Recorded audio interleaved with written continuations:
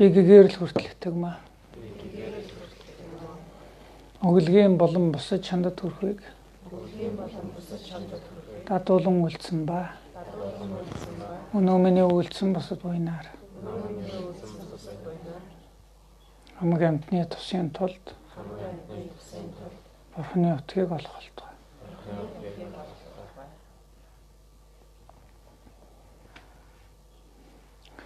За энэ нөгөө дандаа өмнө ярьсан мэдж байгаа гэж одоо шууд уншаад байна шүү дээ. Итгэл гэдэг нэртэй ном уншиж байна да тийм ээ. Итгэл хийгээд бодийн сэтгэлийг үүсгэх гэдэг хоёр юм байна л да. Энэ номыг уншихдээ эхний хэсэгт нь бол ер нь төгс гэгээр л ариусл. Бурхан гэж Бурхны ном байдаг шүү дээ гэж боддог. Тэр Бурхан гэдэг нь бол сэтгэлийн гэм болгоныг арилгаж эрдэм болгоныг зогслоох нэр юм аа гэж боддог. За эгэл бидрийг хүртэл тийм төгс гэрсэн Будда болгодог ном нь арга нь зам нь байгаа шүү дээ гэж боддог. Тэр нь ном дор итг юм. Энэ замаар замнаж байгаа тийм үнэхээр энэ замаар замнаж байгаа аливаа нэгэн одоо хувийн ашиг хөнжөөхөөсөө илүүтэйгээр гэгэрүү гэсэн бодлыг үнэхээр агуулад зүтгэж байгаа. Өөрийнхөө муу сэтгэлийг даръя. Зөв сайн сэтгэлийг хөгжүүл. Миний хамгийн заналтайсан бол миний нисванс. Миний зорилго бол хамаг амтны тус юм гэдэг юм. Хамаг амтны тусанд бол төгсгөр хүмүүс ингэж зорж байгаа хүмүүс байгаа гэж итгэнэ гэдэг нь бол ер нь хуурга дор итгэх юм л да.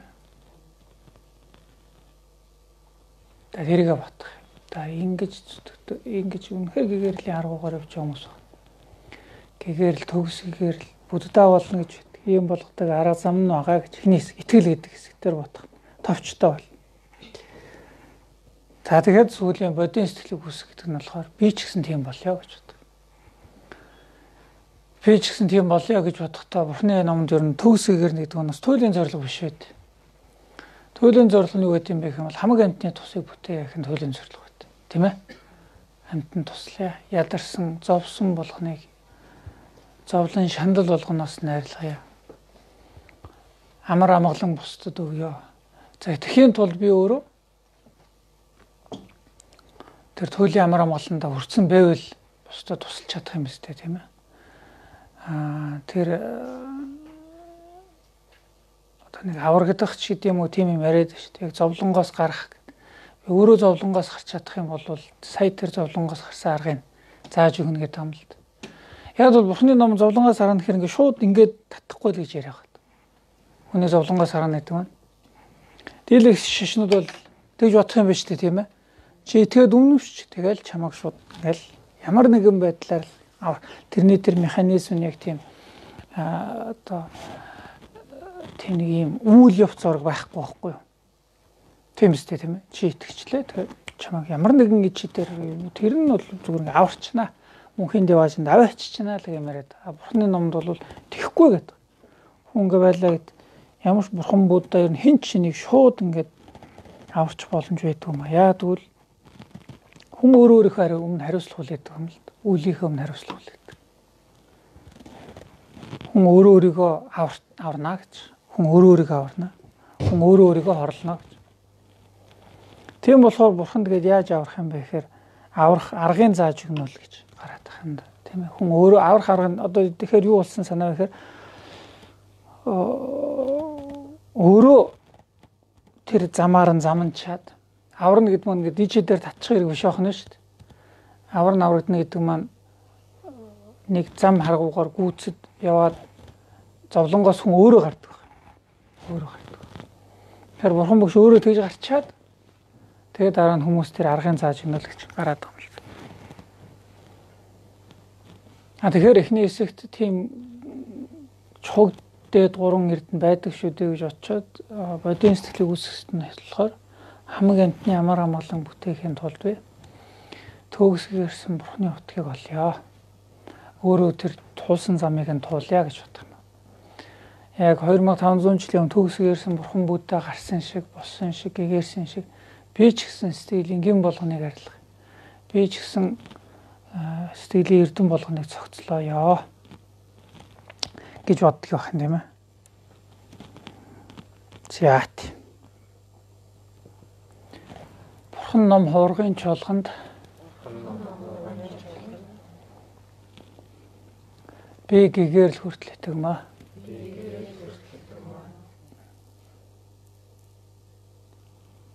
Өглөгийн болон бусад шандад хүрэхийг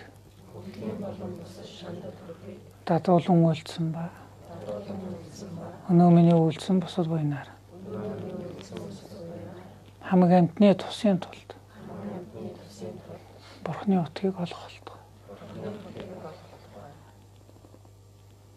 За тэгээ одоо хамгийн ойр дотныхоо үнийг бодож байгаа юм шиг тийм ээ. Хамаг амьтан амгалан хийгээд амгалангийн шалтгааныг төгс олох болтугай. Хамаг амьтан зовлон хийгээд зовлонгийн шалтгаанаас игнэг тагцах болтугай. Хамаг амьтан зовлонгүй аз жаргалаас эзэд үл хагцах болтугай. Хамаг амьтан ойрд шунах, холд уурлах, аль алинаас нэнгэд тэгс сэтгэлээр орших болтугай.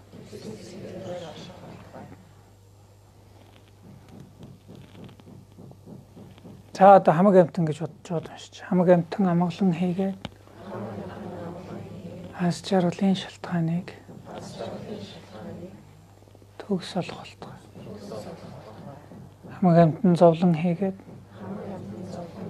зовлонгийн шалтгаанаас игнэг тагцах болтугай. Хамаг амьтан зовлонгүй аз жаргалаас эзэд үл хагцах болтугай. Хамаг амьтан ойрд шунах,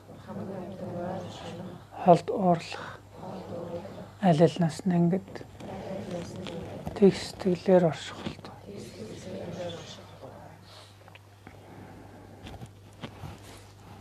За тэгээд итгэл одуулах гэж. За итгэл одуулна гэж ер нь тэр байт юм аа. Чухагдад гурвыг л яг агуулгыг нь таньж мэдээд түүний хүндлэн дээдлэн гэдэг маань л итгэл одуулах юм шиг байна. Бурхны шинтэн хүн гэж ямар хүнийг хэлэх вэ гэхээр итгэл одуулдаг хүнийг хэлнэ, итгэдэг хүнийг хэлнэ л гэсэн санаа. Итгэнэ гэдэг маань зүгээр нэг нэрэнд цээжлэхийн тийм ээ, нэрэнд итгэхийн нэр биш тийм ээ. Зүгээр ямар нэгэн нэр өгж болно шүү дээ. Шагж мууны гэдэг ч юм уу, манал гэж тийм ээ. Манал урах мань хамгийн гол тэр агуулга нь юу вэ гэж. Энэ гуйтай юутай бурхан бид нар мөрөгдөг. Мөрөгч ёстой. Агуулга нь юу вэ гэж. Агуулга нь төгс гэрсэн сэтгэлийн мууг дарж чадсан гэж л бодох юм л да. Тэгээд сэтгэлийн мууг дарах сайхан юмаа гэж харах юм бол энэ л миний хамгийн одоо үнэт эрхэмлж байгаа гоё, сайхан, бахархам гэж харж байгаа зүйл бол муу сэтгэлийг дарна гэдэг чинь сайхан юм да. Дисонансыг дарна. Муу үлийг төвчнө гэдэг чинь бол хамгийн сайхан юмаа гэж харах юм бол ер нь итгэж байгаа хэрэг юм болов уу гэж би бодох юм. Гончиг сүмжийн яндан шивадан чадвар шимадан хайлан мас хүчээс төвийн шаруу цохорч ирэг гэж хэлдэг. Итгэл гэж яг юу хэлэх вэ гэхээр чухагдад дурын эрдмийг мэд хийгээд ялгамжааг мэд хийгээд одоо хүлээн зөвшөөрөх тэргүүтээ бэлгүүний шаруу бэлгүүн зөнхөлсөн ухамсарыг хэлнэ гэдэг. Бэлгүүн зөнхөлнө гэдэг маань танин мэд хүндлээ юм болж байгаа юм л да. Зөвхөн сэтгэл хөдлөл биш. Танин мэдгдэл. Яг хөө тэгээ итгэл одуулна гэхээр одоо яг бид нэр хойд нэтгийн буддизм манайх бол одоо шармалгатны юм шүү дээ тийм хойд нэтгийн буддизм гэдэгт бол итгэл одуулна гэдэг нь бүр нэлээд ийм мэгрэн буюу нэлээд төсөөллөн бодох бясалгалтай зүйл болчихж байгаа юм л да. Тэгээ энэ бол ер нь бурхны шний итгэл болгонд ийм байх албатай бол бас үгүй байх. Одоо жишээлбэл Шри-Ланк биеэмд байгаа буддистууд итгэл одуулахтай яг бидний итгэл одуулдаг шиг энэ одоо бидний номд гараад байгаа шиг тийм ээ гард юм л да одоо жамдан цогшин буюу итгэл одуулахын авралын гэдэг авралын хот цогшин гэхээр одоо чуулганы орныг байгуулна гэж гардаг баг. Та нар одоо ер нь бурхны шинт хүмүүс тэрийг үзүүл заалгуул зүгээр зарим ч удаа залгацсан байгаа. Энэ цогцоогийн өрдний хин Даран Базар багш эднэр хөтөлсөн байгаа. Өөр олон багшийн хөтөлсөөр нь байгаа. Авралын орныг байгуулна гэж байд. Авралын орныг байгуулна гэдэг нь болохоор дотроо одоо зүүрлүүл 10 цагийн 3 цагийн хамаг бурхтыг ч юм уугүй бол ийм тодорхой нэг юм чуулган миний өмнө ингээд бодтой байна гэж одоо ургуулan төсөөлөн бодох хэрэгтэй байд. Яг 8 арслангаар өргөгдсөн юм арслантай ширээ байна. Тэрэн дээр нь багшийн 5 аймаг буюу юм 5 синтет дээр ингээд 5 голдон бурхан багш ч юм уу те. Тэгээ манчир бурхан нөхөд сэлцсийн хамт. Майдар бурхан нөхөд сэлцсийн хамт. Очир дээр бурхан ард дээрэмжтэй. Муртал дээр нь дахиад өөрийнхөө энэ насны багш. Энэ насны дүрээр боддог ч юм уу. Тэгээд өөрийнхөө нааталт ингээд урдаа тийм хүмүүсээ нардаа тийм хүмүүсээ хойноо тийм хүмүүс. Аавын талынхаа мань тэтэлтэй нээж энэ найз нөхөд маань надад өөр дургүй хүмүүс хүртэл ингэж бодоо тэгээд бүр тодорхой тэр авралын орноос ийм гэрэл цацралаач гэж бодд юм уу тийм ээ. Тэгж боддог байх. Авралын орн одоо ном хуурга бурхан гурвыг одоо их бэлэгдээд тэндээс нь тодорхой юм цагаанч байт юм уу шарч байт юм уу гэрлүү цацраад бидний бие хийгээд бидний одоо өөрөө ингэ 48 төсөөлж бодох бяцлал байна шүү дээ тийм. Сайхан л байдаг юм шүү. Сайхан л байд. Их юм бодох нь шүү дээ тийм үү дотроо. Гэхдээ сайхан л байд. Өмнө ингээ багш нь морилж яан доо гэж бодохоор. Багш нь яг бурхан багшийн дүртэй ихтэй мөн чанар нь багш маань байж яан даа гэж бодохоор сайхан л байд. Тэгээ тойроо тэр одоо бүхий л одоо дамжлагын тэр их хөлгөнгээд ихэд л гол нь хоёр юм байдгаа гэж гараад идэх хөлгөн гэдэг. Агуу их сэтгэл гэж байна. Бодийн сэтгэл. Инрэл нэгүслийн сургаалга. Гүнзгий үзэл гэж байна. Гүнзгий үзэл гэж. Агуу их явдал гэж хэлдэг. Чачин жод. Агуу их явдал гэдэг нь агуу их инрэл нэгүслийг бурхны шин сургадаг. Ямар ч заналтайсан байлаа гэсэн ганц үрээ хайрлах их мэт тэр үнийг хайрлах тухай бурхны ном гаргадаг. Чи баг ямар л одоо баг хүлээн зөвшөөрхийн аргагүй сургаалга байхгүй тийм ээ. Хүндрэлтэн бол ер нь үзэлцээ алцаал гэж хэлдэг үстэй тийм ээ. Хэр зэрэг тааруулах, тунгийн тааруулах гэж хэлдэг болохоос биш.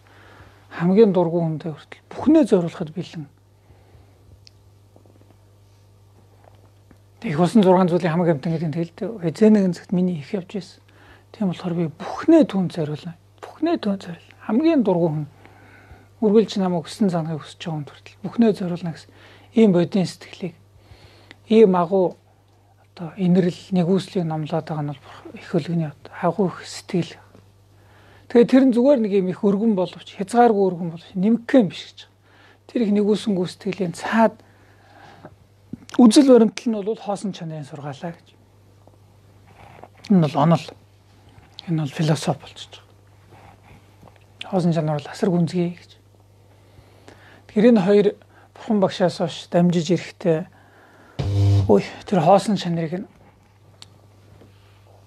болвол манчир. Та бурхан багшийн шадар 8 шав гэдэг манчир. Хоосон чанарын сургаалыг голж дамжуулсан. Инрэл нэгүсийн сургаалыг нь болохоор майдрын гэгээн голж дамжуулсан. Гэх юм өстэй. Тэгээ тэр үеийг тэр авралын багшийн 5 аймагч юм уу тэр бодоод байгаа нь тэр л дээ. Энэ ерөөсөө нэг нь бол агуух бодийн сэтгэлийг л бидэнд зааж сургаж байгаа юм ихтэй. Бэлэгдэж байгаа юм ихтэй. Нөгөөх нь бол бэлэг бэлгүүн хоосон чанарын сургаалыг бэлэгдэж. Гэхдээ энийг л гарах юм биш үү? Итгэл бодуулахтаа ч майдар манчирыг бодож байгаа нөгөө л бодийн сэтгэл шүү, хоосон чанар шүү гэж бодох. Бид нар маань уншдаг үстэй тийм. Мани бадмайхан гэдэг юм. Мани бадмай гэдэг хоёр нь нөгөө л арга бэлэг хоёр хэлээ. Нөгөө л хоосон чанар гэдэг маань бэлэг нь их нэгүсэл гэдэг маань бол арга. Энэ хоёрыг хийсээр байгаа төгсгийгэр нэ гэсэн санаа юм шиг байна. Мани бадмай гэдэг санаа нь бол энэ хоёрыг хөгжүүлж байгаа төгсгийгэр нэ гэж. Тэгээ ганцхан дээрштэй тэрнээс бүр гэрэл цацраад надаа нэвчин шингээч юм уу тэгээ миний нэсванаас муухай марилж байна гэж бодох ургуулсан бодох юм бяцлаглууд итгэлийн одоо бясалгал дотор хөтөлбөр дотор байгаа юм л да. Тэгээ энэ бол Бурхны шний бүх урсгалуудад байгаа биш, Бурхны шний энэ хойд нийтхэн буддизмд л их төлхөө байгаа. За энэ ямар учиртай гэх юм бол энэ илүү их одоо тарины номтой холбогдоод ирчихэж байгаа юм л да. Тарины номтой. Баг үлгэнд бол яг тэгж өрн залаа тэгээд төсөөлөө тэгээд айдстэд гэрлэн гэж яаж ийн гэж баг үлгэнд ер нь баг байхгүй л дээ. Ер нь ховор. Яг одоо оригинал баг үлгэний шин эдэрт бол ер нь баг байхгүй. Сүүлийн үеийн одоо Шри-Ланкийн буддизм эдэрт бол байд юм шиг байгаа. Би зүгээр сонсож байгаа тийм номын лагш ингээл дарма юу лээ Монгол байгаа гэдэг нэг юу гэдэг шүү дээ. За номын лагшин магшин гэдэг энэ ойлголтууд нь бол их хөлгнөөс нэлээд нэвчиж одоо сүүлд нэлээд орсон ойлголтууд юм шиг. Тэгээ гол хэлж байгаа санаа нь бол ийм төсөөлөн бодох, урдаа өрн залаа боддоор байна гэд гэрэл ягаад адистэд нь оршлоо гэд ингэж бодох модох болоод ирэхээр л нуус тарны бясалгалын одоо нэлээд шинж орж ирж байгаа юм дэр. Нуус тарны нөлөө орж ирж байгаа юм дэр. Нуус тарны бясалгалууд бол ер нь ийм хийдэг баг. Ийм ялангуяа нуус тарны тэр үүсгэлийн зэргийн бясалгал эднэр бол их байдаг болов гэж бодож байна. За ийм юм да. За тэгээ хичээлд орё доо. Дэлхийн буддизм гэдэг хичээл орж байгаа тийм ээ. Дэлхийн буддизм гэдэг хичээлээс бид нар Бурхан багшаас хойш буддизм ер нь яаж явсан бэ гэж Шри-Ланк хүрэл ер нь зогссон шүү дээ тийм ээ. Шри-Ланк хүрэл зогссон. Тийм ээ санаж байна Шри-Ланк. Тэгэхээр энэ Шри-Ланкийн буддизмыг яриад эхлэхээс өмнө өнөөдөр ер нь одоо орчин үеийн буддизм судлалд бол өнөөдөр дэлхийд байгаа Бурхны шний 3 ай савнд хуваат. 3 ай сав. Газар зүүн байршлаар нь 3 хэсэгт хуваат. Одоо сониохон байгаа нь дэлхийн буддизм гэх тийм ээ. Одоо яг ямар Бурхны шинүүд байна вэ? Эхнийг нь бол өмнөдийн уламжлал буддизм гэдэг. Өмнөдийн уламжлал буддизм гэдэг бол Шри-Ланкт хамгийн түрүүнд дэлгэрсэн. За энэ итгэвч байж байгаа далгууртай Шри-Ланк, тэгээ Шри-Ланк, Тайланд,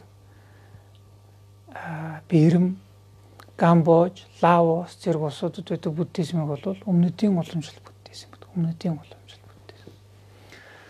За өмнөдийн уламжлал буддизмын нэг онцлог болбол энэ оронд байгаа Бурхны шин бол ер нь тасраагүй альва нэгэн одоо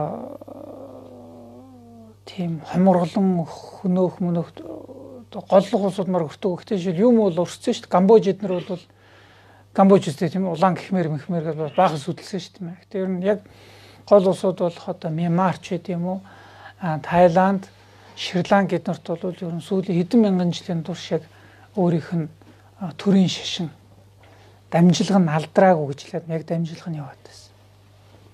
Очоод их сайхан л үү. Шри-Ланкад очоод ингээл онгоцны будлаас ингээд явж байхад бол тэгэл ганда гадаа гудмандаа Бурхан багш магшийн өчнөө олон сэрэг дүр мэрэг залтсан.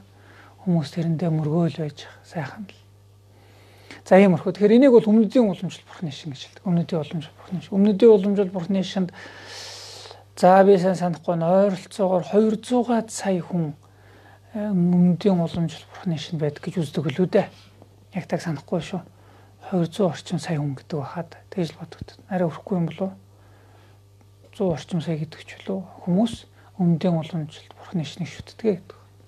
Тэгэхээр энэ газар зүүн байршлаар нь буддизмыг хуваачиж байгаа болохоос ш номных нүүднээс бас биш маягтай болчихж байгаа. Агуулгын нүүд бол биш. Гэтэ өмнөдийн уламжлалт буддизм бол ер нь бол ганцхан газар зүүн байрлал биш. Өмнөдийн уламжлалт Бурхны шинт орнууд бол ерөөсөө л яг нэг агуулгын номлолт дэлгэрсэн. Буддизмын нэг агуулга. За энийг бид нэр хэлэхдээ бол баг хөлгөн гэж хэлдэг. Баг хөлгөн гэж хэлдэг. Тэ шашин судлалын үүднээс бол баг хөлгөн гэдэг нэршил томьёоноос бол ер нь татгалцсан. Хэрэгэлдэггүй. Яг тэгэхээр нэгийг нь жижиг баг гэсэн байдалтай тийм ээ. Нөгөөдг нь том дээгүр гэх тийм ээ. Шашин судлал маань бол ер нь зүгээр энэ ингэж үздэгэй гэж хэлдэг болохоос энийг зөв буруу хийгээд эрен бэрн их тогтоодгүй юм л да. Шашин судлал өөрөө шинжлэх ухааны салбар байна шүү дээ. Шинжлэх ухаанчаар ханддаг болохоор энэ бол гоё сайхан гэхээс илүү энэ ингэж үзэж байна, энэ ингэж үзэж байна, энэ ингэж үзэж байна гэсэн байдалтай. Тийм болохоор энэ нэршлэрээ одоо нэгийг жоохон дор дээр үзэж байгаа юм уу ийм нэршлүүдээс ер нь татгалздаг байна. Тийм болохоор одоо энэ бол айгүй түгээмэлтэй. Гэтэл одоо сүүлийн үед бол жоохон манайхны нэг жоохон нэг юм мундаг үг хэлэх гэж байгаа хүмүүс нь жишээлбэл ламаизм гэж амар хэлдэг.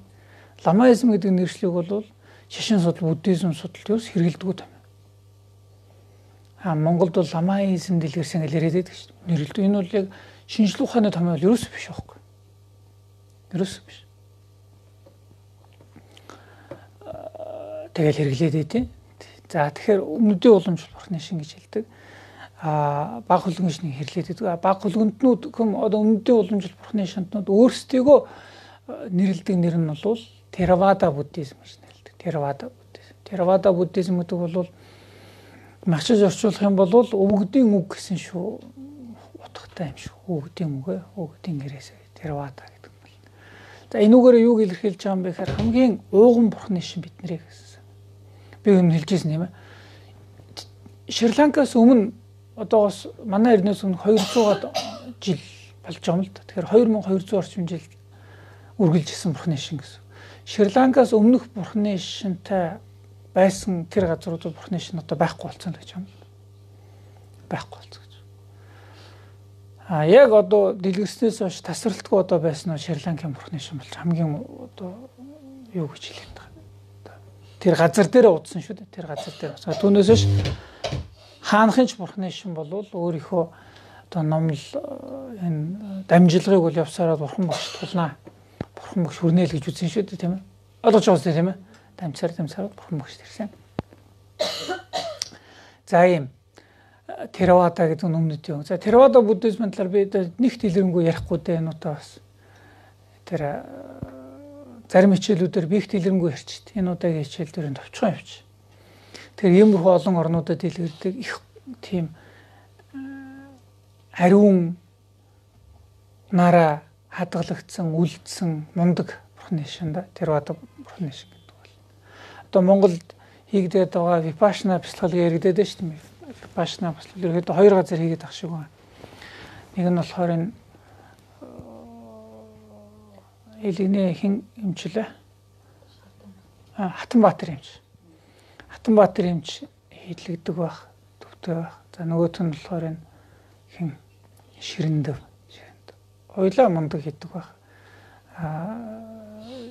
Сайн дэлгэрч байгаа. Тэгээ Vipassana гэдэг бол энэ бодмөрийн зэрэг эдний бол хамгийн сүүлчийн бүлэг буюу үлэмж үзэхүүн бүлэг гэдэг тэрл Vipassana шүү дээ, тийм ээ. Vipassana. Үлэмж үзэхүүн буюу Vipassana бясалгал хийж хүн төгсгийг ярнэ гэдэг. За тэгээд бясалгалч мундаг, сахил самаар нь часар ариун. За тэгээд нэг ялгаатай нь бол энэ өмнөдийн уламжлал бурхны шин бол дандаа халуун орон дэлгэрсэн байна л да. Халуун орон дэлгэрсэн. Халуун орон дэлгэрсэн болохоор яг жишээлбэл лам хуургуудын бие авч явах сахил самаартай олон зүйлүүд нь яг тэр чигээрээ хадгалагдж болохоор байсан юм шиг надад санагдав.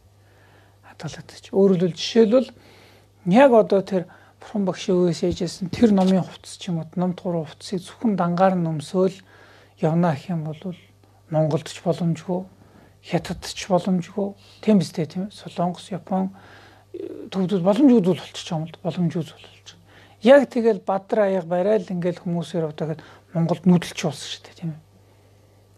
Хоёр сахал дайлын хооронд л замд хөлдөд өгчих юм бол нүүл бол тийм ээ. Тэгэхээр яг одоо Шри-Ланк, Бирм зэрэг улсуудад бол яг Бадраа аяг барайл, яг хөл нүцгэн тийм ээ. Яг тэр номтгоор хувцастай яг доош яг Бадраа барайл тэрүүгээр хоол ундаа одоо юу өгснгийг нь аваад идээл ах нэг юм зүйлүүд нь бол их тийм хэвээрээ хадгалагдаж чадсан харагдаад байт. За тэгээд янз бүр дотроос жоо ялгаатай. Жоо хувцсны өнгө мөнгөний жишээлбэл хамгийн уухан гэж байгаа тэр Шри-Ланкийн бурхны шинтнүүд бол ийм тийм их нэлээд тод улбар шарангийн намын хувцсыг хасаад байна да. Тод улбар шарангийн хувцастай. Тайланд Майланд руу болоод ирэх юм бол арай жоохон ногоон шар чимээр хувцастай маягтай иймэрхүү болох юм лээ.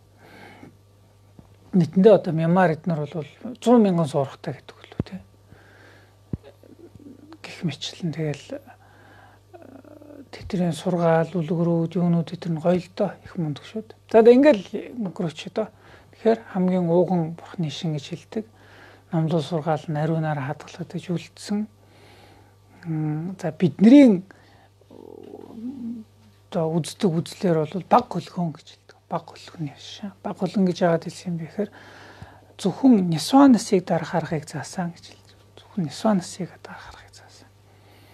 Хөлгөн гэх юм бол нисванас хийгээд мэдлийн түүтэргээд хоёр юмыг хуйлангийн дарах буюу төгс гэгэрэлд хүрх номыг бүрэн гүйц зааж явах юм бол их хөлгөний сургаал болж байна.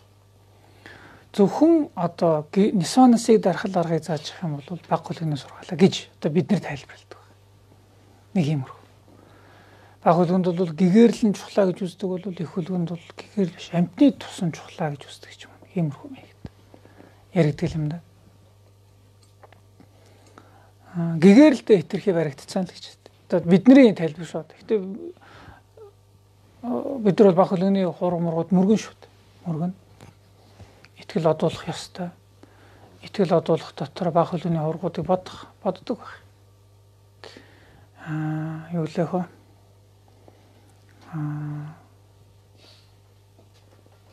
Та их хөлгөний номд юу гэж голцоо гараад идэг вэ гэхээр хорвоо дунж болохгүй, нирван чунж болохгүй л гэдэг. Тэгэхээр нэг өөр юм гараад ирээд байгаа шүү дээ. Нирван гэдэг нь гэгэрэл шүү дээ. Хорвоод чунж болохгүй, гэгэрэлд чунж болохгүй. Тэгээд хаана байх вэ гэхээр амьтны тусын одоо нэг иймэрхүү зүйл гарч ирээд байт. Газар унтах юм бол одоо яах юм бэ? Хорвоог нөгөө шунал уурата нөгөө бид нар мэдэн тийм ээ хорвоо доош унчих. Нирван гэд бүр нисээд өвч бүр ингээд алдраад өвч болохгүй гэдэг. Тэгээ яах вэ гэхээр яг ингээд газрын дээгүүр хамаг амьтны тусыг хийгээд л явж явах хэрэгтэй л гэдэг. Та ойлгож байна уу? Шивэ сэрламина шин нинжи шиламина гэдэг.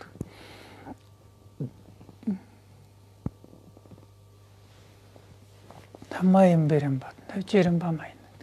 Тэгэхээр шунлаар бол хорвоо түлэгдэхгүй гэж. Гэгэрлийн угаар бол амгалан шунахгүй гэж хэлж. Тэгэхээр хаана байх вэ гэхээр энэ нэрийн завсар хамаг амьтны тусын төлөөлөл байж байхаа гэж хэлм гараад л байдаг л.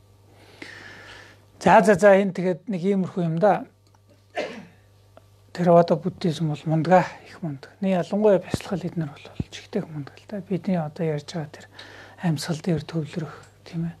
Анхаарал төвлөрөл за тэр випашна бясалгал эднэр бол их хөлгөнөөс жоохон ялгаатай л да. Випашна бясалгал нь бол гэхдээ випашна бясалгалын үед бол гарцаагүй випашна бясалгал мөн. Випашна бясалгал гэдэг бол випашна бясалгалыг бол бас төгс ирэх салбартай биш л да. Төгсөөр хал. Нэгдүгээр дян төрөхөд хүртэл випашна заавал бясалгах ёстой л гэж үздэг. Их хөлгөнд бол нэгдүгээр дян. Випашна бол зөвхөн бурхны шинд бас байдаг бясалгал биш ээ л. Лагантан үлэмж үцхүү гэж юм л. Үлэмж үцхүү гэдэг бол зөвхөн бурхны шинд байдаг бясалгал биш ээ. Тэрсүүдүүд хүртэл випашна бясалгал хийнэ гэж үзнэ. Гэж үздэг. Ер нь бол амарлан маршгүй гэдэг үлэмж үцхүү бясалгалыг хойлон хийж байж хүсэл ертөнцийн шунлаас татгалзаж байж нэгдүгээр дян төрнө гэдэг. Нэгдүгээр дян төрнө гэж. За.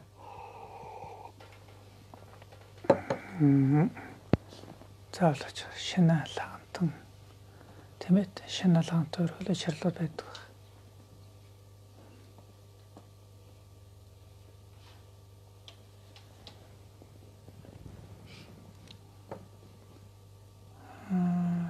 Чигтэмбэн яндаг дава.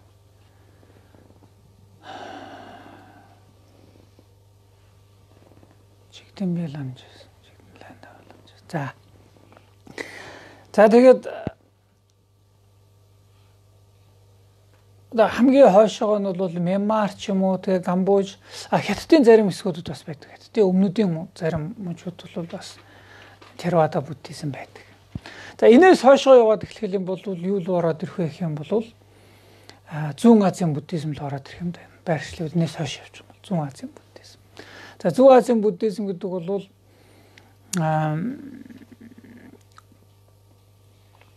голж хятад.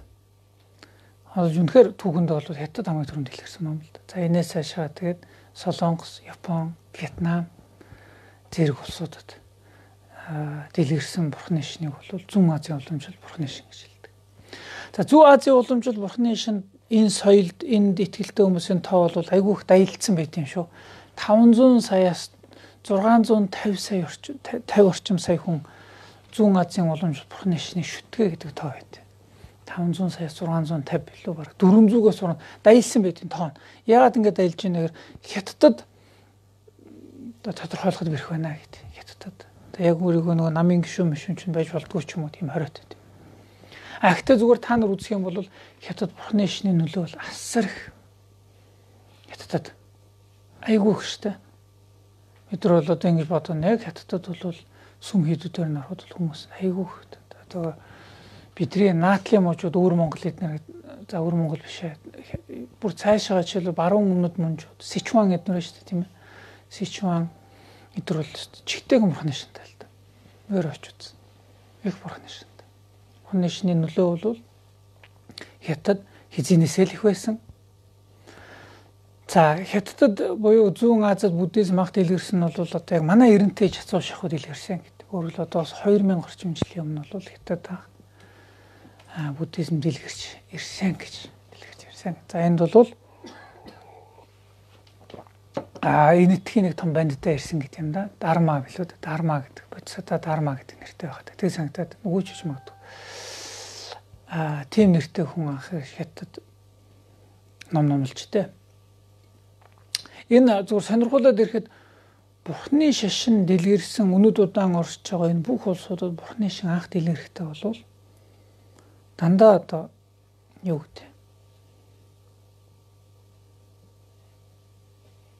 тухайн улсын төрөөс нь өөрсдөө дэлгэрүүлсэн байт.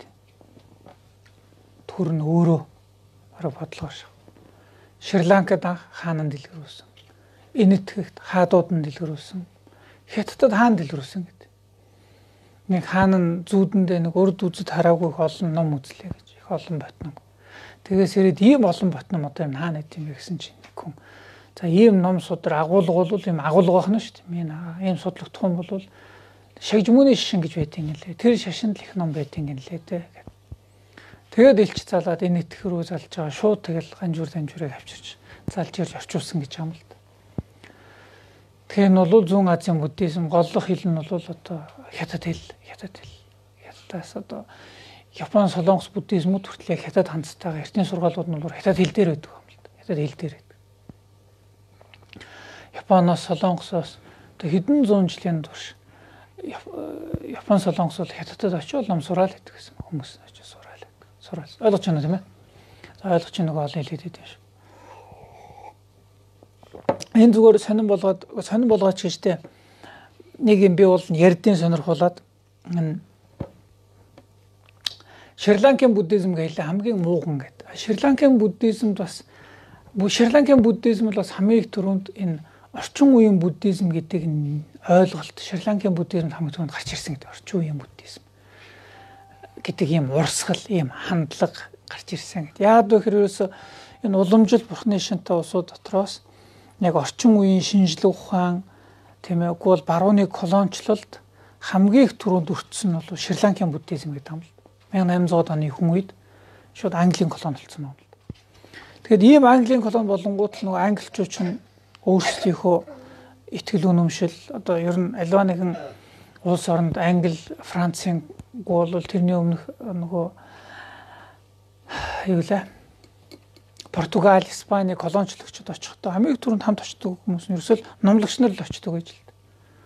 Номлогч нар очиод тэгэл англичууд бол бүр 40 орчим жилийн турш тухайн арлыг христийн шинтэй болох асар их тийм хүчтэй өргөн тийм одоо кампанит ажил өрнөсөн юм байна. Кампани ажил. Эдгээр бол айгүй их тэмдэглэдэг, айгүй судлагдсан зүйл.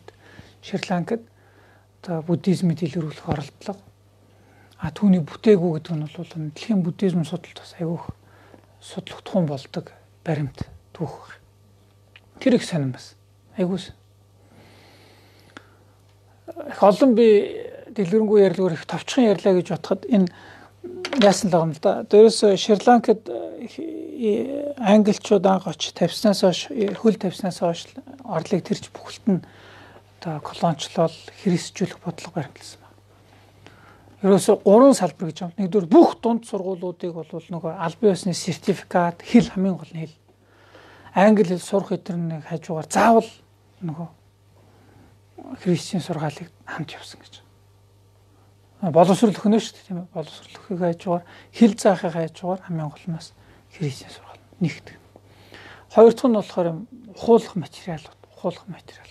материалуудыг бол тухайн Шри-Ланкийн бичиг үсэг тайлагдсан хүмүүсээс 5 дахин илүү тооны тийм ухуулах материалыг тарааж яасан гэх баримтаа байна. За 3 дахь нь болохоор мэдээж ингээд яваад өөрсдөө нөгөө номлох тийм ээ. Тэгээд 20-30 жилийн турш бүр айгүй хүчтэй зүтгэсэн мэт. Тэгэл жишээлбэл яг бурхан багшийн дүүч өдөр одоо бид нар бурхан багшийн дүүч өдөр тэмдэглэж шүү дээ тийм ээ. Шри-Ланкт бол яг хийдэг. Яг энэ үеэр нь тухайлан одоо буддизмыг үүсгэсэн, дайрсан ийм сурчлагыг бүр ийм юу гэдэг. Одоо дэврээдэг гэх юм уу та тийм ээ. Яад гих мэтчил. Тэгээд бурхны шантнууд эхний 10 хэдэн жилийн турш бол юу ч хийгээгүй гэж байна. Тэгээд олон тэр христийн шнийг дэлгэрүүлэгчээс хүмүүс нь тийм репорт өгсөн байна л да. Дандаа төгрөгөөр репорт өгдөг тийм. Үгүй буддийн лам хуургууд бол ерөөс тэнгүүд л гэсэн байна л да. Эдгээрийг бүр уурлуулах боломжгүй гэсэн. Очоод ингээд Библийг орчуулах гэсэн чинь ламын намайг түрүүнд очиод бид нар хамт орчуулцъя гэж. Бид нар орчуулцъя. Одоо яг үл яг тэр үед ерөөсөө хүн амьд хичээл заадаг гол улсууд нь ламнар байсан гэж юм л да. Бичиг үсгийн соёл гол байдаг газар нь бол сүм хийдүүд. Тэгээ бид нар орчуулцъя.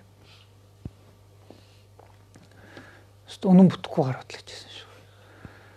Тэгэл бүр нэг амар том сургуулийн захирал махирал хүртэл одоо том баг их сургуулийн Шри-Ланкийн сургуулийн захирал хүртэл өөрийгөө тэр жигтэй шууд энэ насаа баг тэр сургаалыг дэлгэрүүлэхэд зориулмаар ингээл явж исэн юм л да. Тэгээд тэр компанид ажлыг гол тэргүүлж ирсэн нэг хүн Англи руу нэг яваад 4-5 жилөө буцаад хүрээд ирсэн.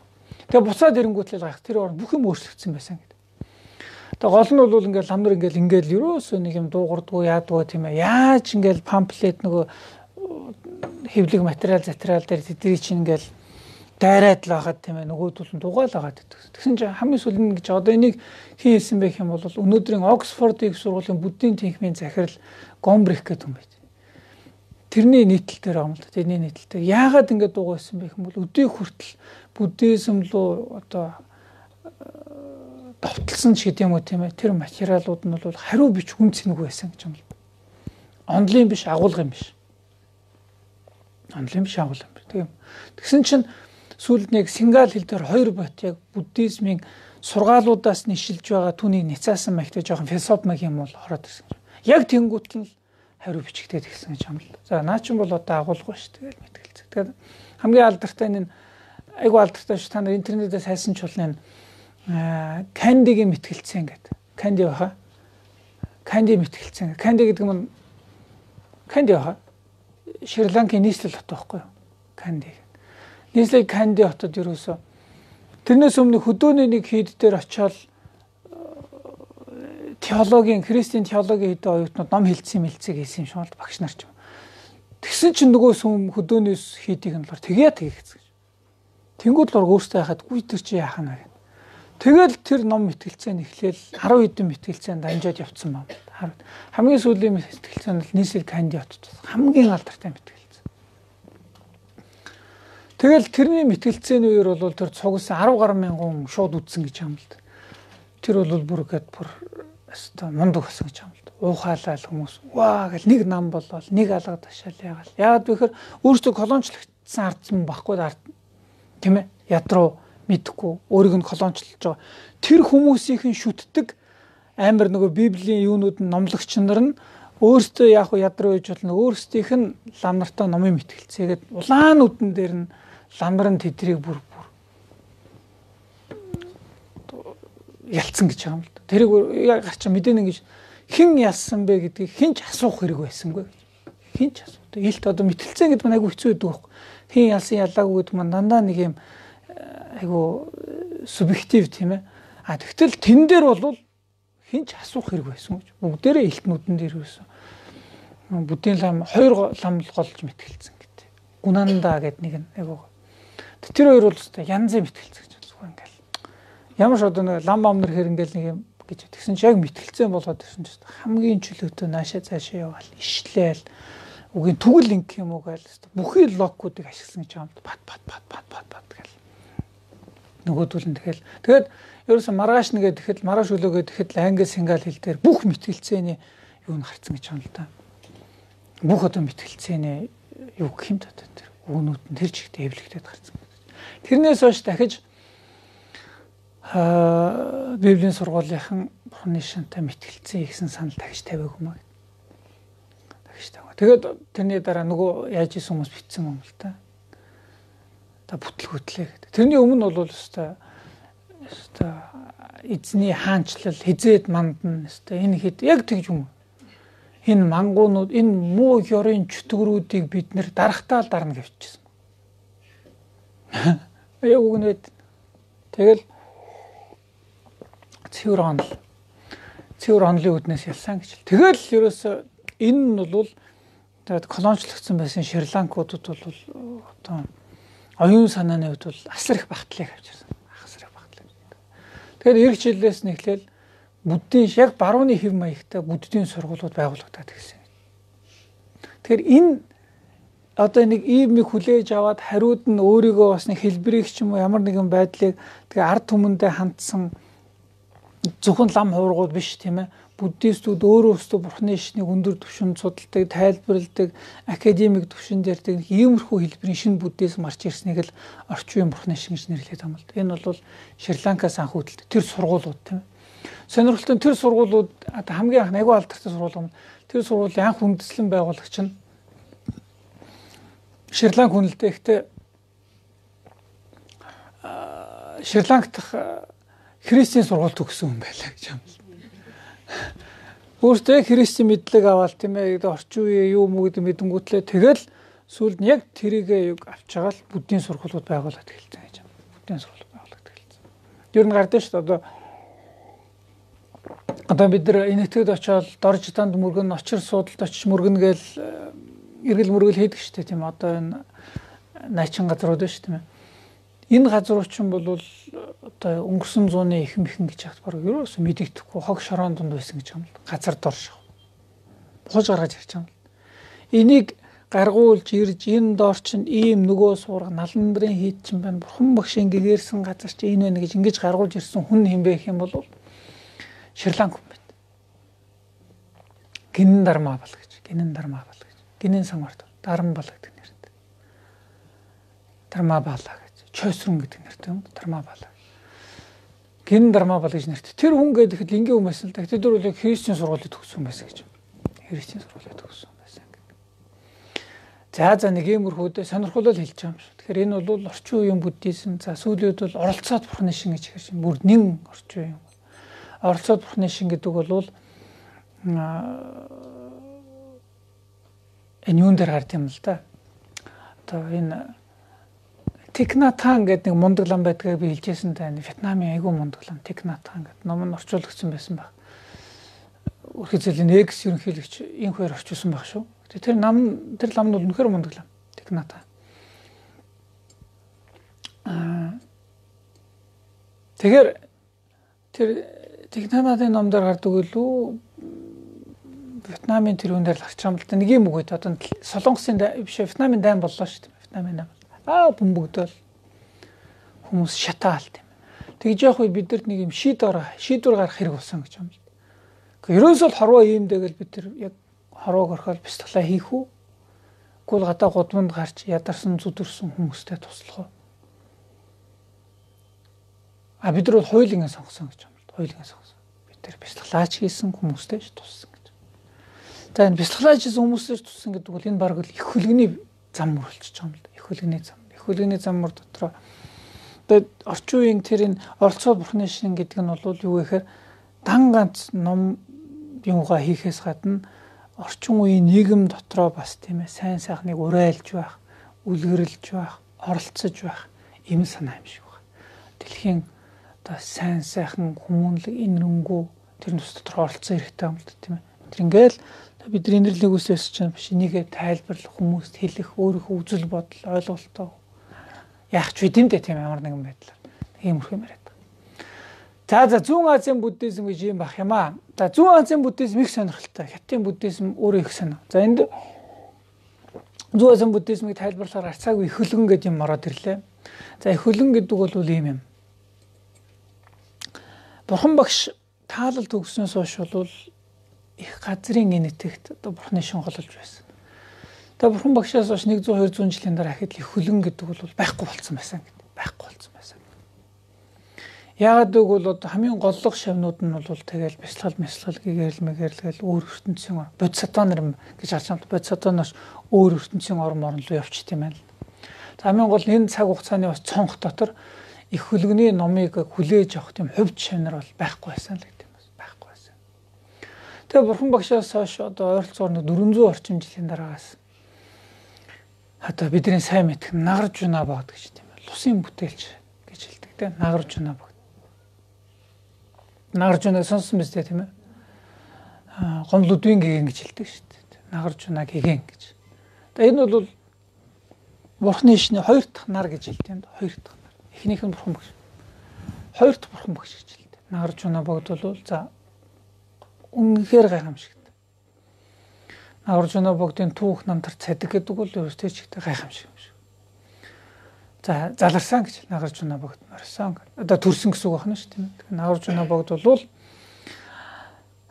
их хөлгөний номыг тайлж ойлгож мэдэх хүн ер нь байхгүй болсон байсан юм шиг юм л да. Байхгүй болсон.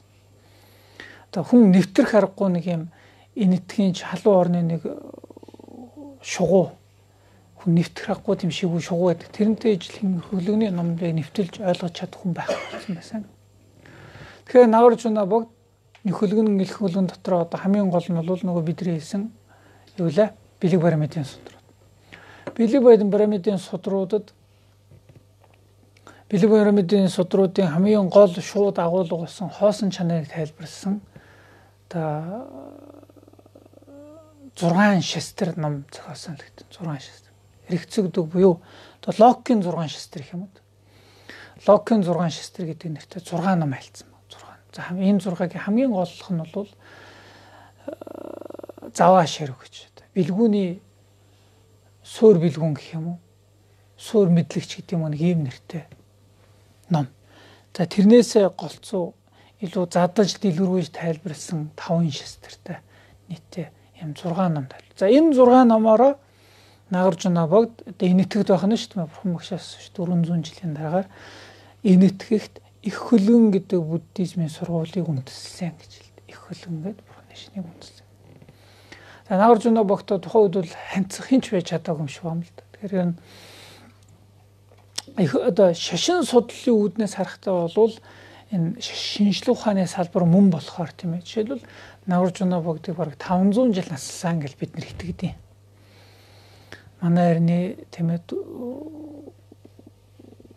Манай эртний өмнөхөөс ахуулаад манай эртний 4-5 дугаар 100 хүртэл тийм ээ. Хойшоогоо одоо ер нь олон жил орсон л гэж юм л да. Хойшоогоо олон жилээс Балдан даваадав гэдний хүртэл байсан. Балдан даваад төвшөөчлөр. Яг олон жил ассан гэдэг 4-500 жил орсон. Диан их олон жил суусан. За энийг бол шинжлэх хөлийн зөвшөөрөхгүй шүү дээ тийм ээ. За гих мэтлэн Нагаржуна богдыг ер нь их хөлгөнийг юу гэж үзэх гээд байдаг байх юм бол бурхны шашин явж байгаад тодорхой одоо хөгжиж шин санал, шин санаа, шин философи тийм ээ. Бурхан багшийн үндэснээс илүү одоо инэрл нэгүсэл талдаа хоосон чанар бие үгүн сургаалтаа дараа илүү ингэж гарч ирж байгаа нь бол ер нь их хөлгөө юм а гэж тайлбар байгаа. Ойлгож байна тийм ээ. Энэ бол яг бурхан багш номлосон сургаал биш ээ. Энэ бол хожим нь гарч ирээд гэхдээ бурхны шин дотроо л тийм ээ илүү хөгжиж дэвшиж илүү одоо нэг юм өрмөцнийг урсгал гарч ирсэн юм. Бид нар үзэхдээ бол энэ бол цэвэр бурхан Будда айлтсан. За ингээд мартагдсан байсныг нь бол Нагаржуна богд сэргээсэн гэж л үздэг байх. Бид нар бол Нагаржуна богд дээр бол өөртөө юм зохиогоо байхгүй маргачих хүмүүс биш л те. Олон нь бол бурхны бид нар хэлэхдээ дамжлага нь тасрахгүй, дамжлагтай итгэл их төрүүлэх үзэн юм л да. Богдлам гэдэг бид нар бодоход богдлам. Бог зонхоо биш тийм ээ. Бог зонхоо бол мэдхгүй юм а мэднэ гэж хэлэх хүн биш юм биз дээ. Тийм ээ. Байхгүй юмыг зохиогоод хэлчих хүн биш юм биз дээ.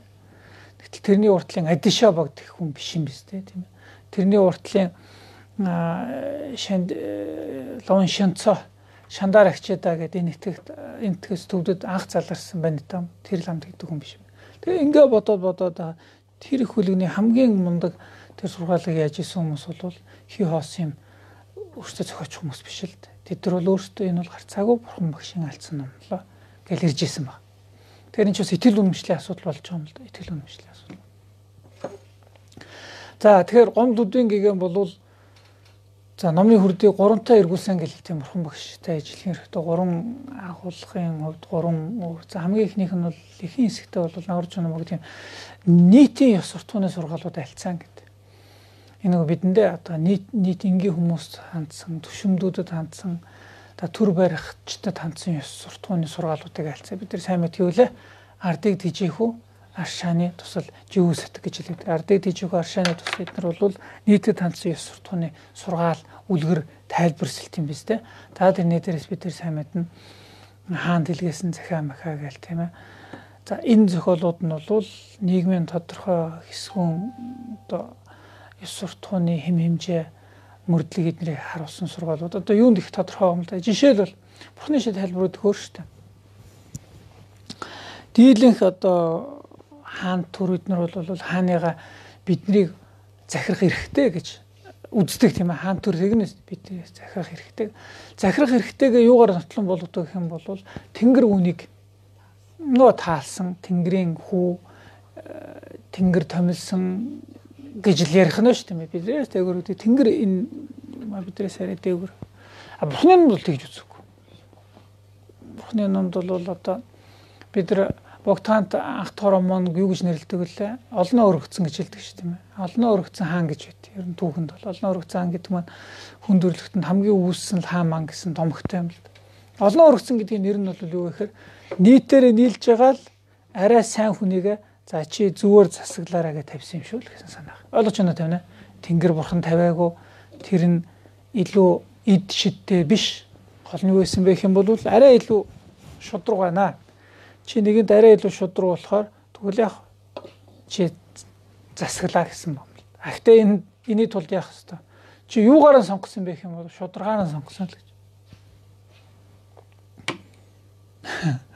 Одоо үед л нэр шударгаараа сонгодог бол тээ. За тэгээд тэр хаан дэлгэсэн захиа дээр байдаг юм л да тийм ээ. Хамгийн гол нь чи буйны хүчээр л хаан болж байгаа юм шүү. Зөв явдал мөр гэсэн. Зөв явдал мөрийн хүчээр. Тийм болохоор зөвл яваарай л гэсэн сургаалууд болж байгаа юм л да. Гэх мэтлэн. За тэгэхээр энэ ёс суртахуун, үлгэр домог одоо иймэрхүү нийтийн ёс суртахууны чиглэлийн сургаалуудыг хэлээд айлцсан гэж юм л да. Нагарч байна ба. За 2 дахь номын үрд нь бол нөгөө сая хэлсэн рэгцэгдэг буюу бэлэг баримтын судруудад өөрөө нагарч байна бод бол манчар урхны бүтээсэн ба бясалгаж бүтээсэн. За тэгээд лусын бүтээлч гэж нэрлээд байдаг очин нь бол лусын орноос одоо энэ юм бумын судрыг гэдэг бахад 100 мянга гэдэг судрыг лусын орноос залж ирсэн гэж хэлдэг. Лусын орноос залж ирсэн. Тэгээд түүнд өөрөө тайлбар хийсэн гэдэг. Гэхдээ юм бумын судар модор бол хүн тийм зохиоч хор судар биш л дээ. Харахад бол шал өөр л.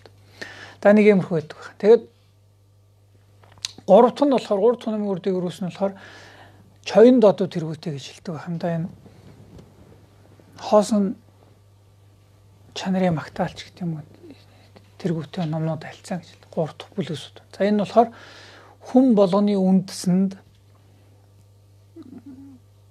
хүн болон амьтан болгоны дотор бурханлаг чанар гэдэг юм уу тийм ээ.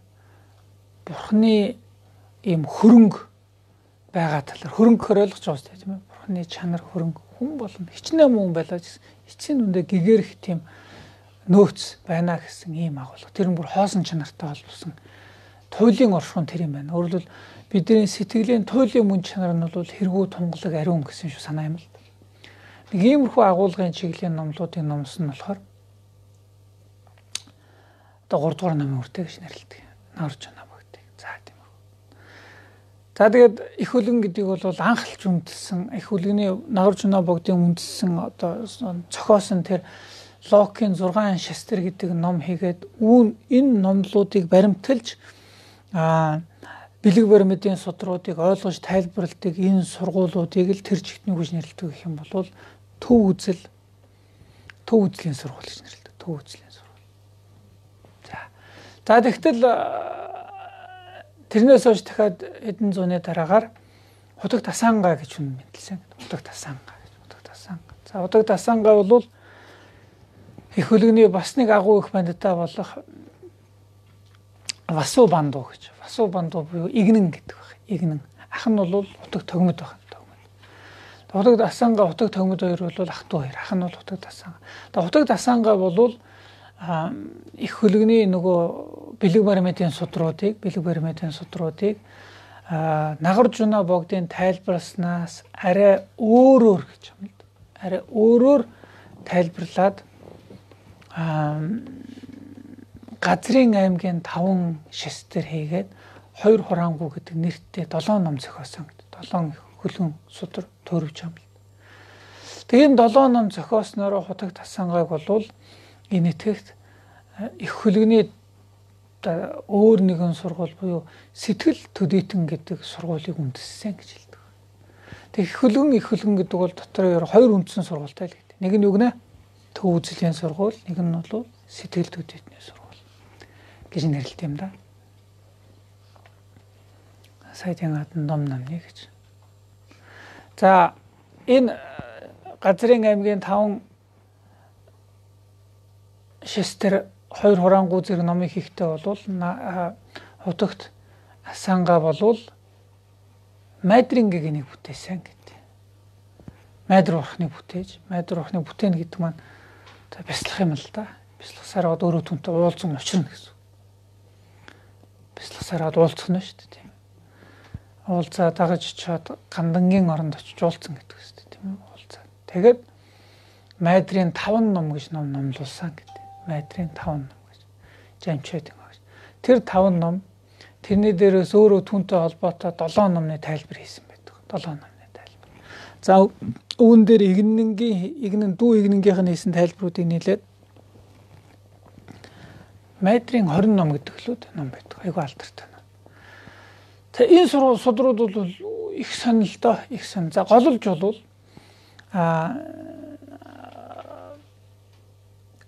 хоосон чанарын гол агуулга илүү шуушлаараа бэлэг баримтын судруудын гол агуулга хоосон чанараас гадна бэлэг баримтын судруудад яваад байгаа бас нэг агуулга болох гэгэрэл төрх оюуны хөгжлийн үн шатуудыг маш дэлгэрэнгүй тайлбарсан гэдэг. Гэгэрэл төрх оюуны хөгжлийн үн шатууд энэ их чухал байт юм. Хүн гэгэрнэ хэрэгцээнд оюуны хөгжил юм. За чи энийг бодоод энийг бяцлаж хагаад гэгэрнэ биш. Энийг бодоод бидний оюун ийм төвшин төрн тэгээд энэ төвшин төрн тэр үед энийг бяцлална тэр үед гэт яг дэвших үе шатуудыг дэлгэрэнгүй харуулчих юм л да. Тэгэхээр энийг бол Худаг Тасангаа одоо маш дэлгэрэнгүй гаргаж тайлбарсан гэдэг юм. За тэгэхээр энэ хоёр Нагаржуна богд Худаг Тасангаа хоёр бол их хөлгөн гэдэг Бурхны ишний том сургууль урсгалыг бол үндэслэгч нар гэж үздэг. За түрүү хэллээ би Шри-Ланк, Бирм эднэрт байгаа тэр буддизм бол Theravada буддизм. Дэлхийд дээр Theravada буддизмээс бусад бүх Бурхны шин бол их хөлгөний Бурхны шин болж байна. Их хөлгөний Бурхны шин. Ер нь их хөлгөний Бурхны шин бол Нагаржуна богдоос хойш нэг ялангуяа Худаг Тасангаагаас хойш за нэг л ялангуяа тэр Дигнига Дарма гэрдээгээд энэ их хөлгөний мундаг ланараас хойш бол энэ итгэхтэй бол баг хөлгөн бол ер нь багасаад ирсэн юм шиг. Их хөлгөн хайгуу үзэл онол юу нь бол хайгуу үлэмж байсан л гэж юм л да. Тэгээд нөгөөх нь багасаар урагшаа явцсан л гэж хэлдэг. Энэ итгэхтэй бол их хөлгөн үлдсэн гэдэг. Их хөлгөн үлдсэн. Та би сая хэллээ тэр Библийн теологийн эрдэмтдтэй Гунанда тэргүүтээ Theravada буддизмын хоёрлаа мэтгэлцсэн гэж хэлж байна шүү дээ. Тэр мэтгэлцээнд голж бэлдсэн, голж үдсэн ном нь бол тэр хойдын нэтгийн буддизмын шалгадгийн шестрүүд гэж хэлээд байгаа юм л да. Одоо энэ бол яг баг хөлгөний өөрийнх нь сургаал биш байхгүй. Их хөлгөнд байдаг тэр мэтгэлцээний онлын тийм ээ эпистемологч байд юм одоо мэдлэгийн талаар, танин мэдхүүн талаар, логикийн талаар тэр судруудыг үзэж судалсан гэдэг. Тэр судруудыг ашиглаж байгаад мэтгэлцээнэ хийсэн гэж яриа байт юм да. Тэгэхээр энэс хойш бурхны шин бол их хөлгөн. За их хөлгөн тэгэхээр энэ хүмүүсийн бодож байгаа шиг хятад Солонгос Япон эдэрт байгаа бурхны шин бол бага хөлгөн биш юм шүү. Энэ бол их хөлгөний бурхны шин. Их хөлгөний бурхны шин.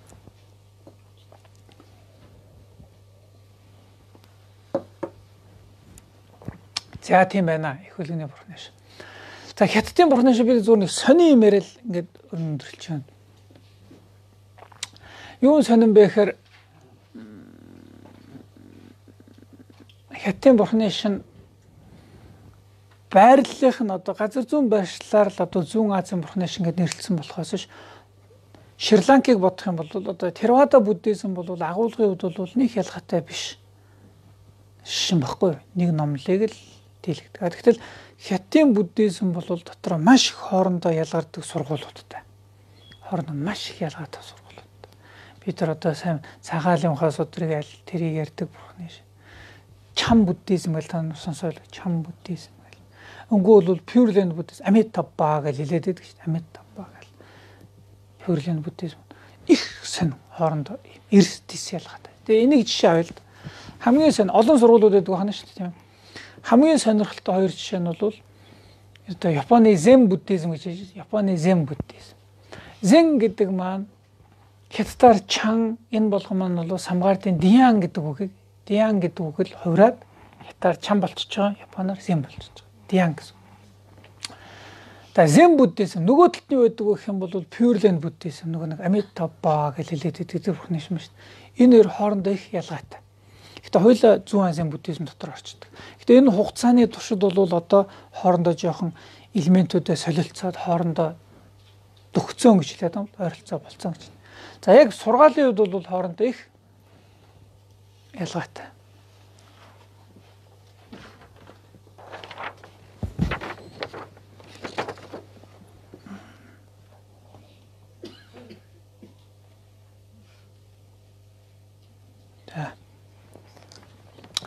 Тэгээ сонирн болохоор чинь чам буддизм, Zen буддизм гэдэг нь бол ийм санаа юм а. Би л Nagarjuna богд 3 тоо номын хүрдийг ирүүлсэн гэдэг хамгийн сүүлийнх нь бол Чоён додов тэргүүтэн номнор юм а гэж одоо хоосон чанарын магтаал гэдэг.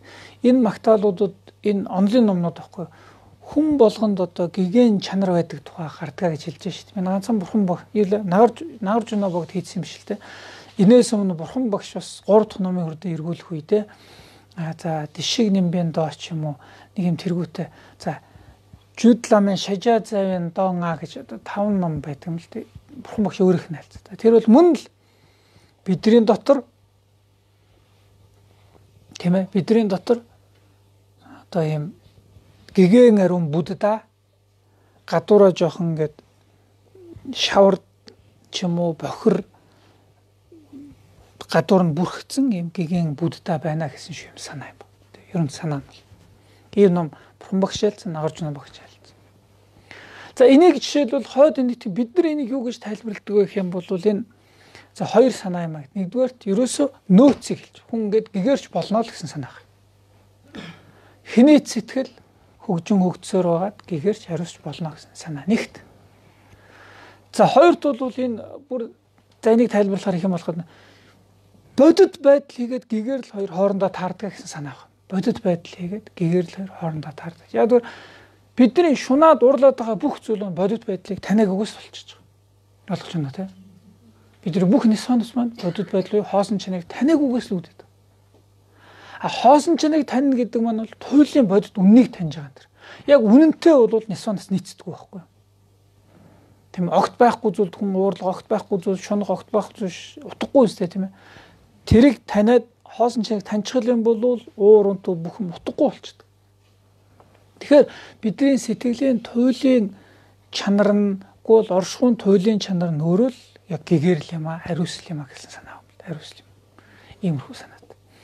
За олон янзаар тайлбарладаг. Тэгтэл чам буддизм энийг юу гэж тайлбарласан бэ гэх юм бол энэ яагаад ингэж тайлбарласан юм бол энэ даоизмтай холилдсон. Даоизмын санаанд бас автаад даоизм гэдэг хятад нэг юм үзэл баримтал байна л да. Тэгээ энэнд автаад юу гэж тайлбарласан бэ гэх юм бол ерөөсөө бидний дотор бурхан Будда бодтоор байгаа гэж тайлбарлаа явцсан гэдэг. Бид нар сэтгэлийн чанарыг нэлээд байгаа юм. Сэтгэлийн чанар өөрөө ариун гэдэг. Тэгэхээр бид бол ерөөсөө бидний дотор яг нөгөө 32 тэмдэг 80 одоо лагшин гэх юм уу да найраг гэдэг юм уу тийм одоо яг бүр яг юм бурхан багш бидний дотор байна гэж. Нэг хэсэг нь тайлбарсан. За нэг хэсэг нь ерөөсөө л ийм санаа юм. Уулаасаа бид нар бол гэгэрсэн тэгээ гадуур нь хүлээс байгаа. Нэг юм өөр тайлбарлаад хэлчихв. Энэ юу л үүдэлчдэг ийм гол санаа. За хойд нэтгийн буддизм одоо бид нар тайлбарлаж байгаа бидний тайлбар бол юу гэж явдаг вэ? Хүн ингээд хүн гэгэрнэ гэдэг тийм ээ.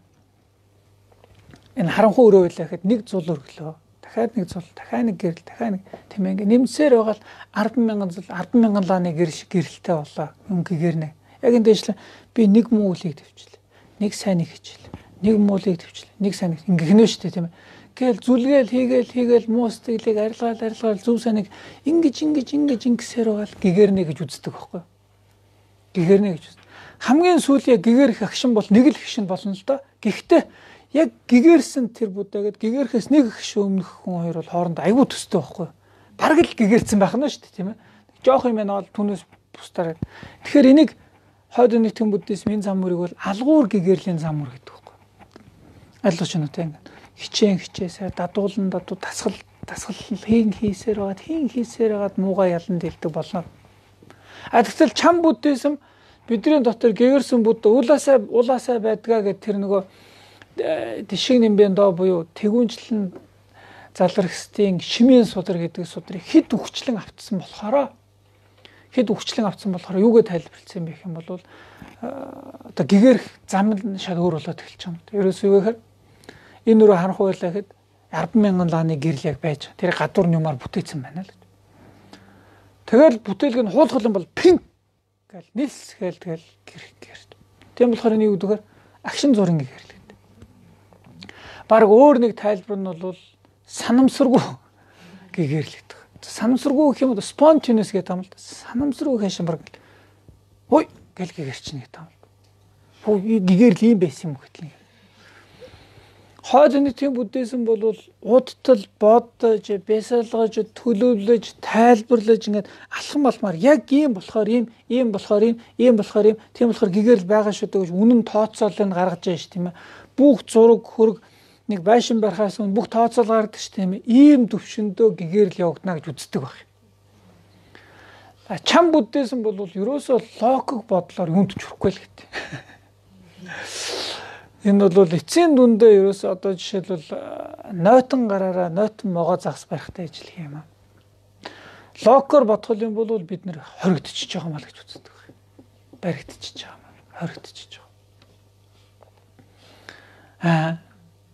Одоо жишээлбэл бид нар ингээд бөмбөг ингээд шидлээ шүү дээ тийм ээ. Кальцин шидлээ гэж бодоход бид нар ингээд бөмбөгний чинь 812 г гээл тийм ээ. Аслал тэд мэдгээл салхины чиглэл тэд мэдгээл нэг бүгдээрээ тооцоолоо шийдвэл байхгүй даа л гэдэг. Тэгээ цэвэр мэдрэмжийн асуудал наталж. Панкэл мэдрээл юм. Яг тэр шиг гэгэрэл гэдэг илүү мэдрэмжийн асуудал гэж үздэг.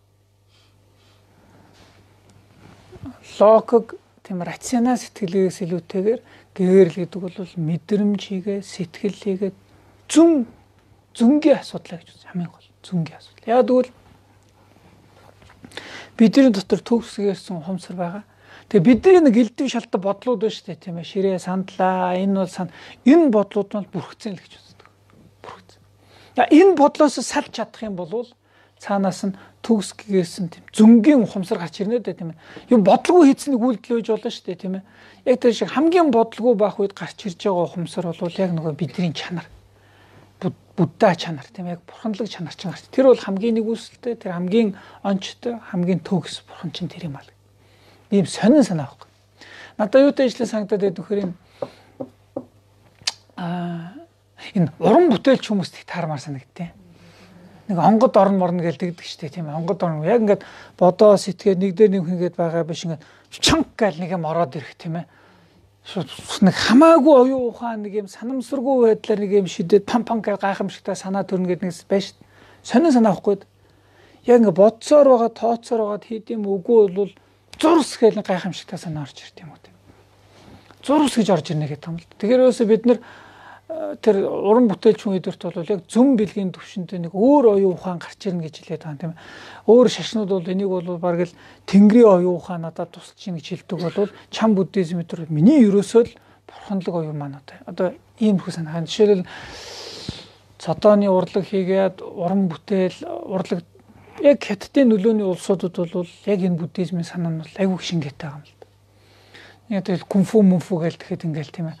Цогнгот л ингэж шаана ингүүл ингэж болтон тийм ээ. Тэгвэл ингээд ингээл юм бол яг хүлээс. Хамгийн зөнгөөрөө л байх юм бол зөнгөөрөө бултаал зөнгөөрөө хариу довтлол гарч ирнэ гэж л хамгийн төгс кунфу гэдэг маань цаанаас юу ч бодохгүй байхад гарч ирнэ. Нэг навч мавч зурдаг шүү дээ. Хулс мулс ингээл зураал бирээ зурдаг шүү дээ. Ингээл айгуу сан бодоол тийм ээ гэрэл мэрэл юу муу гэл ингээл юм бол баригдчихна гэж юм л. Тэгж зурдаг байхгүй. Ингэж зурх хэрэгтэй. Зүгээр л ойлгож байна те. Ингээл хамгийн зөнгөөрөө юм бодох юм бол хамгийн төгс төгөлдөр уран бүтээл. Олон юм дээр тэгт.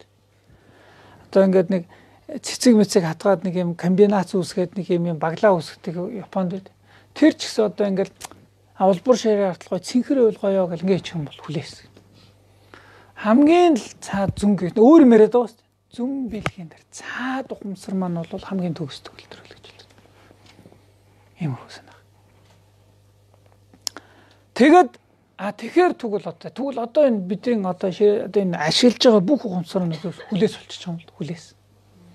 Тэгээ энийг л таягдан хаях, энийг л унтраах юм бол цаанаас нь өөрийн ирэхгүй тэр бурханлаг оюун маань гарч ирнэ гэж. Бурханлаг оюун маань гарч ирнэ. Тэгээ яах вэ гэвэл юу ч битгий бодоол гэдэг байхгүй. Гол санаа нь бол одоо бүх энэ ертөнцийн ухамсарыг зогсоо гэж. Тэгээ бол цаанаас нь өөр гараад байна. Тэгэхээр хятадын буддизм эдрийг бол хойд нэгтгэн буддизм гоо шүмжлээд гэдэг нь болохоор юу ч бодохгүй бясалгал яриад байна шүү дээ та нар. Юу ч бодохгүй наач боломжгүй зүйлээ л гэдэг. Юу ч бодохгүй гэсэн бодол чинь өөрөө бодол шүү дээ гэж л. Хан ханнаасаа илүү гарахгүй гэдэг. Хан хичнээн овгор байлаа гэсэн хан л болох юм шүү дээ. Бодлоос гарахгүй. Чам буддизм бол аль бодлыг зогсоогоод тийм одоо үеийн бидний энэ санаануудыг л зогсоочих юм бол бодлын үрсээ зогсоо гэдэг нь тэр л дээ. Чиан сүнд мэдэн даа. Юу ч бодохгүй цаанаас нь бурханлаг оюун гарч ирнэ. Тэгэд аль нь үнэн зөв нь мэдэхгүй. Би бол хойд нэгтгэн буддизмдээ илүү дуртай л да. Илүү рационал гэдэг л нөгөө нь бол ихтэй тийм мэдрэмжийн юм яриад юм л. Зүм бэлгийн шал уур гулаасаа бидний дотор. Тийм болохоор ерөөсө пад гэл гэгэрч нэ л хэрэг онч чадах юм бол. Бидний бол ингээд яг өмнөх алхаа хойд алхаа өмнөх алхаанаас харгалзнаа л гэдэг. Яг бодвол тэр нь дэвшээл энэ дэвтгэл нөгөөх нь бол чам буддизм бол санамсаргүй байж байгаа. Шүнх гэл хөө эн чин байж тэл л ороод байна. Бараг цочоох юм шүү. Цочингуутлаа ёо гэгэрчлээгээд. Гээд бэрэ хэтрүүлж ах шүү. Гэтэ ийм хүү санаа байд юм шүү. Бараг байд юм шүү. Бараг цочоох. Тэгээ одоо жишээлбэл нэг иймэрхүү айгу алдартай нь бол энэ Куан гэдэг юм. Куан Япон эдэрт айгу алдартай л. Энэ болохоор асуултууд асуугаад тэр асуултууд нь яах ёстой гэх юм бол хамгийн зөнгөөрөө хариулах ёстой. Хамгийн зөнгөөрөө гэдэг нь болохоор хамгийн одоо бодлол орлогоогоор ухаанал орлогоогоор зүгээр л мэдрэмж зүм intuition гэдэг юм. Intuition тэрүүгээр л хариулах ёстой.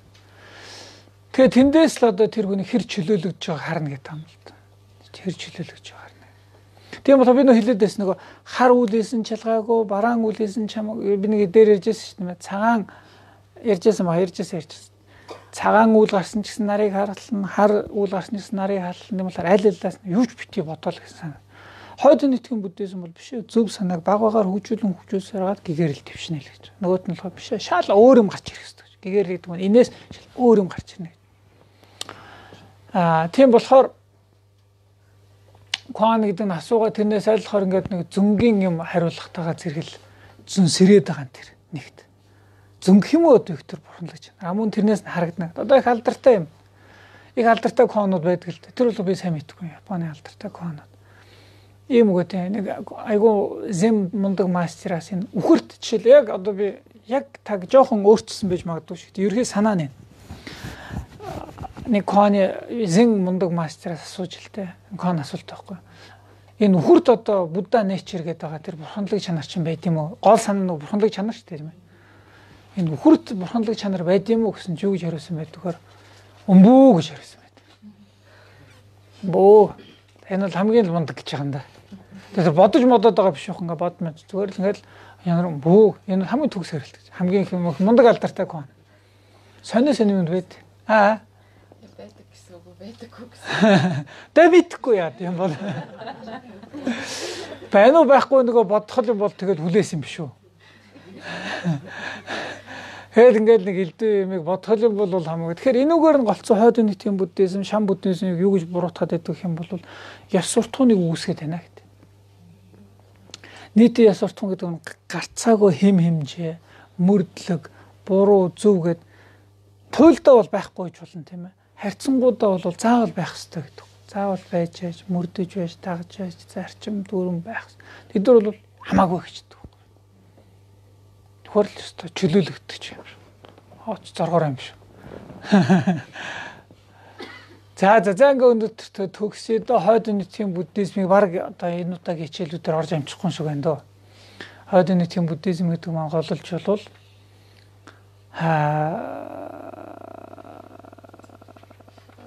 одоо Наландрын уламжлал бурхны шин гэдэг юм. Наландрын уламжлал бурхны шин. Дэлхийн хамгийн ууган сургууль, их сургууль гэж хэлээд байгаа, университет гэж хэлээд их сургууль гэж хэлээд байгаа Наландрын уламжлал бурхны шин.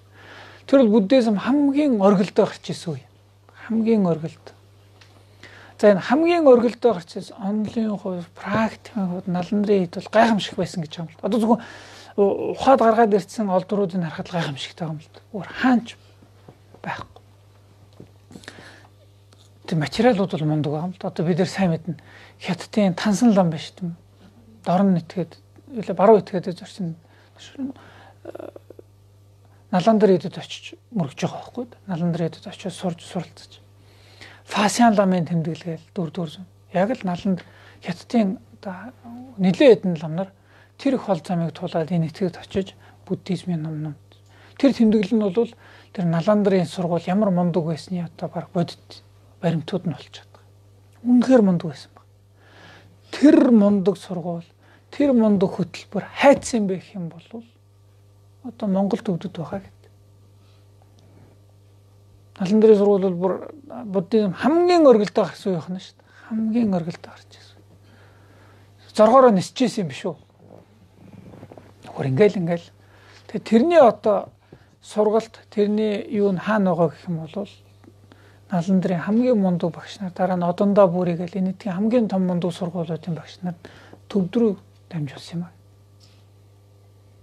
Төвдөөс Монголд орж ирсэн гэдэг. Хойд нийтийн буддизм бол цэвэр Наландрын шууд бол одоо өв залгамжлагч мөн гэж дэлхийн буддизм судлал харьцааг үздэг. Тэр бол харьцааг үздэг. Наландрын сургууль түүний хөтөлбөр хаана байна гэх юм бол Монголд төвдөд байгаа гэдэг. Энийг одоо дэлгэрэнгүй ярьж байгаа удаагийн хичээлүүдээр амжихгүй нэ. Дараагийн хичээлээр бүгд 10 хар нүгэл гэдэг хичээл орж.